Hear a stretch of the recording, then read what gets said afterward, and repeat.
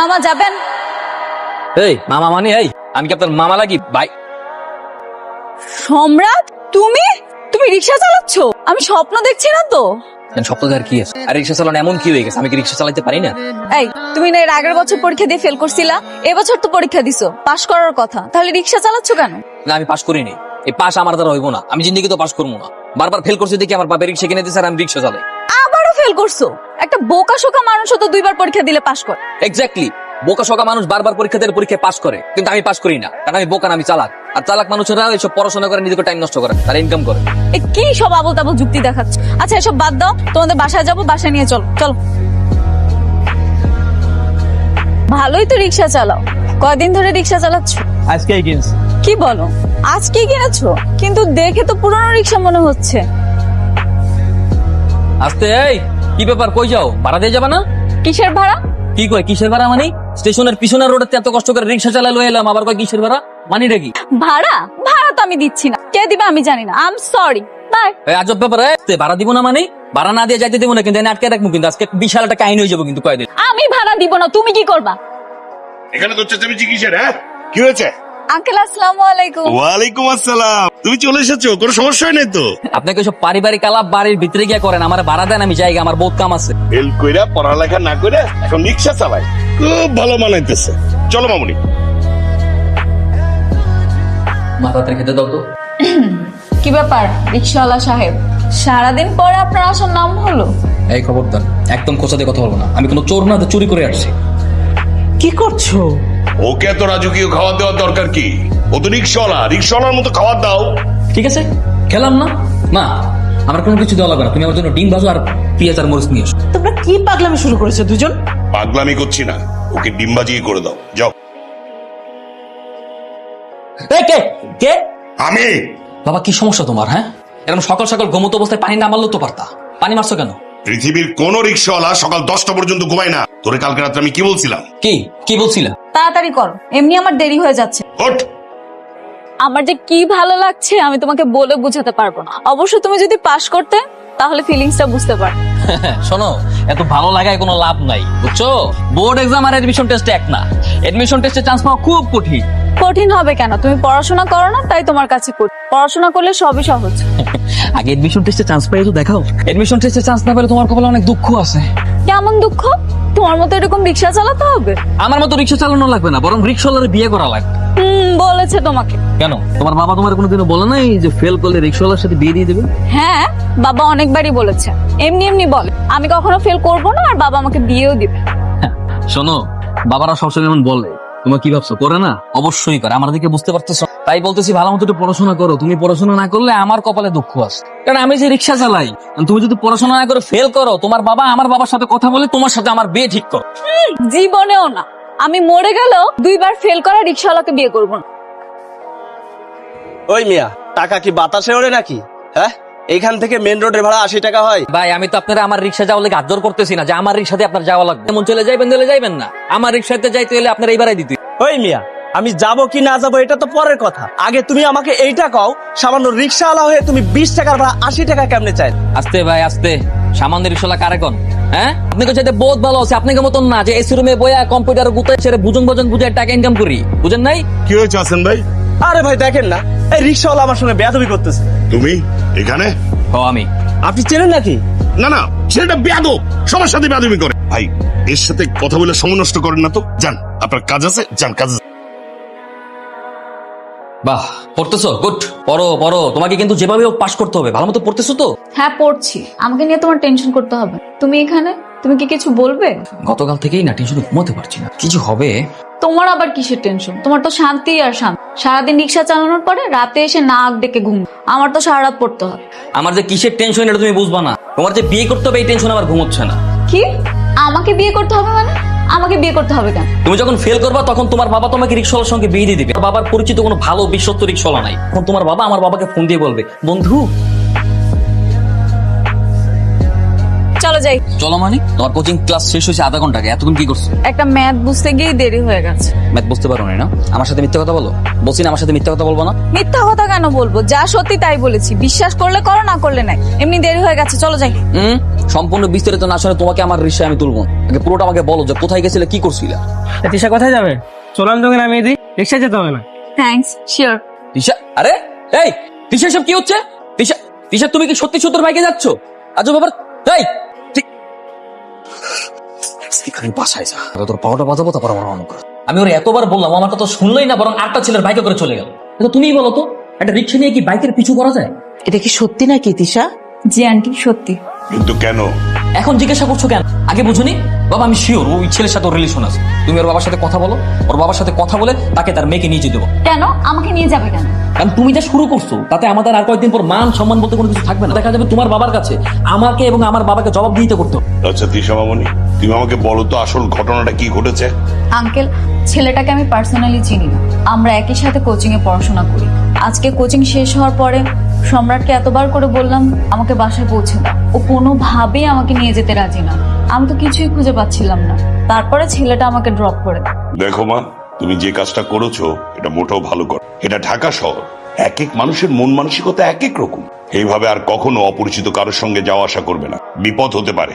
Sorry uncle, আমার ভুল হয়ে গেছে, আমি আর এরকম করবো না। আচ্ছা ঠিক আছে, এখন যাও, উপরে গিয়ে বিশ্রাম নাও।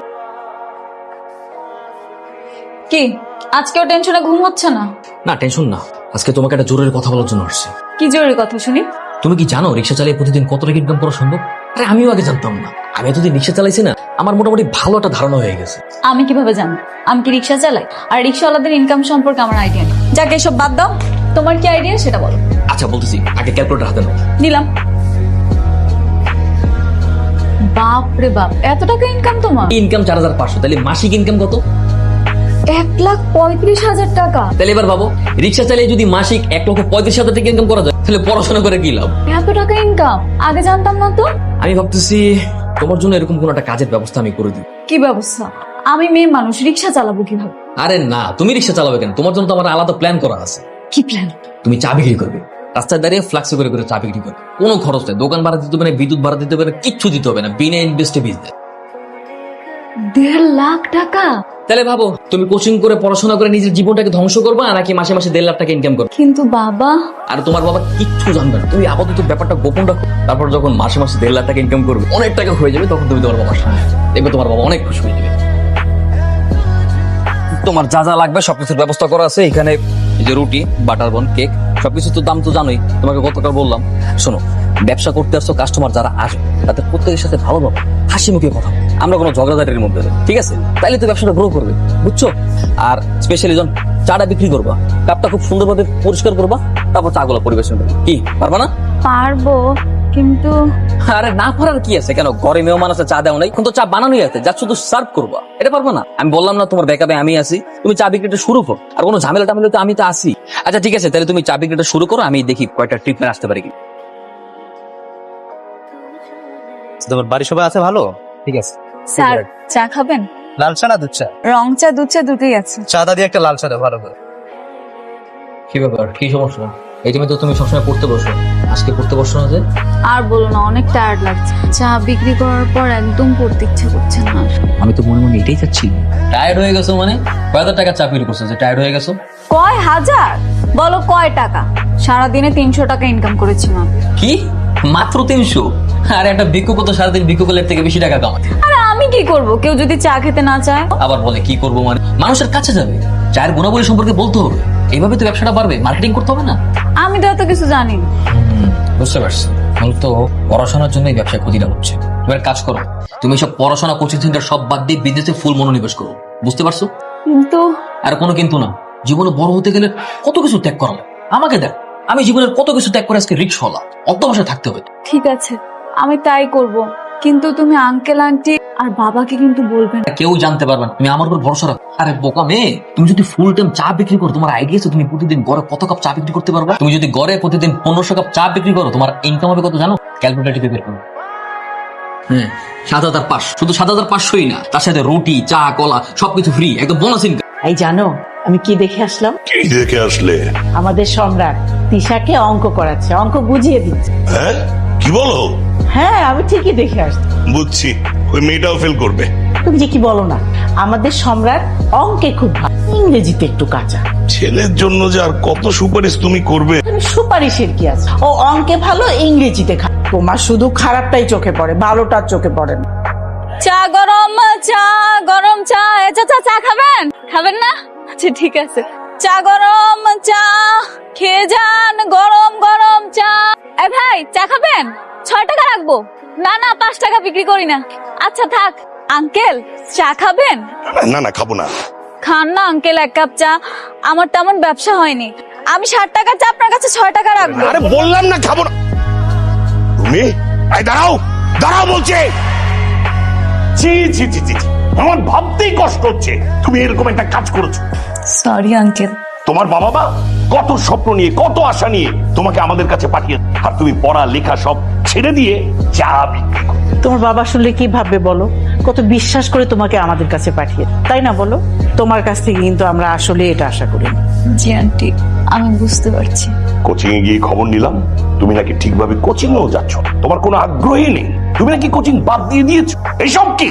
আসলে আঙ্কেল কি থেকে যে কি হয়ে গেল আমি একদম বুঝতে পারিনি। তোমার যদি এরকম অধঃপতন হয়, তোমার বাবা মা তো তোমাকে রিকশালার সাথে বিয়ে দিবে।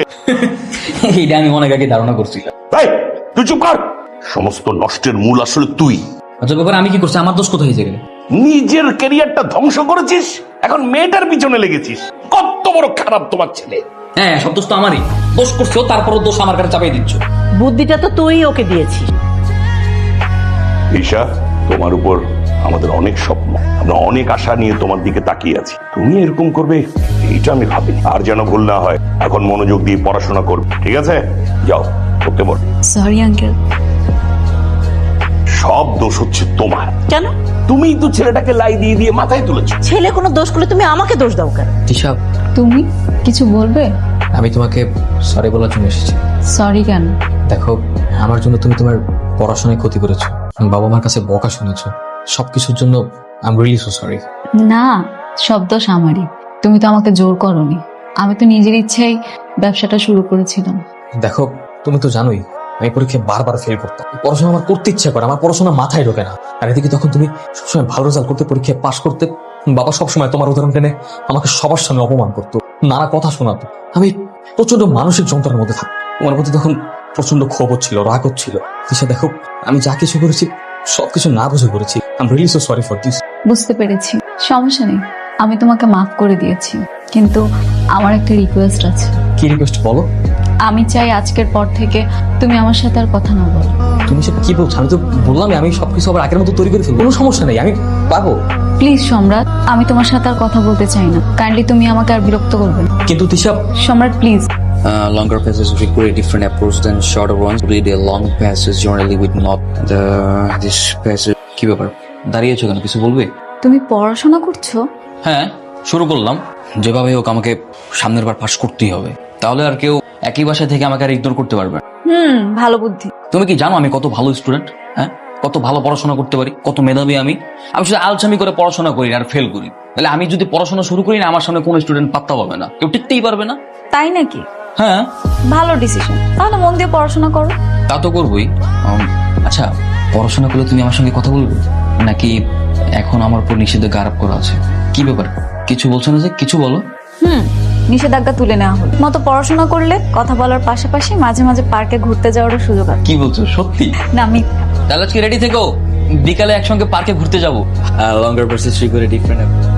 তুমি কিন্তু ছেলে হিসেবে খারাপ, শুধু মাথায় একটু শয়তানি বুদ্ধি বেশি। আরে আমি বললাম তো আমি ভালো হয়ে গেছি। কয়দিনের জন্য? যতদিন একসঙ্গে থাকা যায়। কয়দিন আগে তো আমাকে বিয়ে করার টেনশনে রাতে ঘুম হতো না, এখন আবার কিসের টেনশন শুনি? আর ওই টেনশন করতে করতেই তো কখন যে মাথার ভিতর তুমি ঢুকে গেছো টেরি পাইনি। এখন তো সারাক্ষণই তোমার কথাই মাথায় ঘুরপাক খায়। না, একদম অন্যদিকে মনোযোগ দেওয়া যাবে না, এখন শুধু পড়াশোনা। আমি তো কোথাও পালিয়ে যাচ্ছি না, তাই না? তা ঠিক, পড়াশোনা করতে হবে। তবে এরকম মাঝে মধ্যে পার্কে ঘুরতে আসতে কিন্তু খারাপ লাগে, ভালোই লাগে। এতে কিন্তু শরীর আর মন দুটোই ভালো থাকে। হ্যাঁ তা ঠিক আছে, কিন্তু এবার কতক্ষণ বসে থাকবে? চলো কিছু খেতে যাও। ঠিক আছে, শিওর।